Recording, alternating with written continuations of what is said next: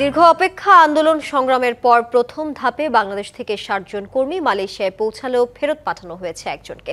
Kuala Lumpur বিমানবন্দরে তাদের স্বাগত জানান দেশটিতে নিযুক্ত বাংলাদেশের হাই কমিশনার মঞ্জুরুল করিম খান চৌধুরী।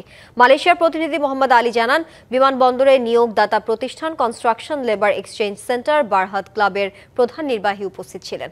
সকল প্রক্রিয়া শেষ করেও ২০২৪-এর ৩১ মের মধ্যে আসতে না পারা কর্মীদের অবশেষে দেশটিতে যাওয়ার স্বপ্ন পূরণ হলো।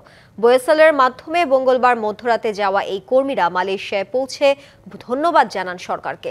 বিমানবন্দরে আরও উপস্থিত ছিলেন ডেপুটি হাই কমিশনার ও লেবার কাউন্সিলর। দুই দেশের সরকারের আন্তরিকতায় জটিলতা কাটিয়ে কর্মীরা আসতে পারায় মালয়েশিয়ার সরকারকে ধন্যবাদ জানান হাই কমিশনার। প্রবাসী ব্যবসায়ী ও কমিউনিটি নেতারা বলেন, প্রত্যেকের উচিত এই দেশের শ্রম আইন মেনে কাজ করা। বিভিন্ন সিন্ডিকেটের কারণে আমাদের মনে হচ্ছিল যে আমরা সম্ভবত আর মালয়েশিয়া আসতে পারবো না, এবং শেষ পর্যন্ত তাই ঘটলো।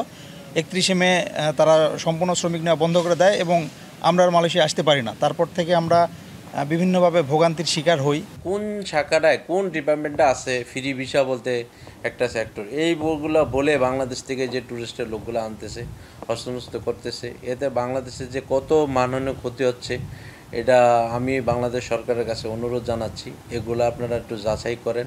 আমি মালয়েশিয়ান সরকারকে ধন্যবাদ জানাই, তাদেরকে পুনরায় এখানে সুযোগ দেওয়ার জন্য। আমরা আশা করি এই শ্রমিকরা তাদের উপযুক্ত চাকরি এখানে পাবে, যে চাকরির জন্য তারা এসেছে, এবং এখানে ভালোভাবেই তাদের কর্মজীবনের একটা পার্ট এখানে অতিবাহিত করতে পারবে।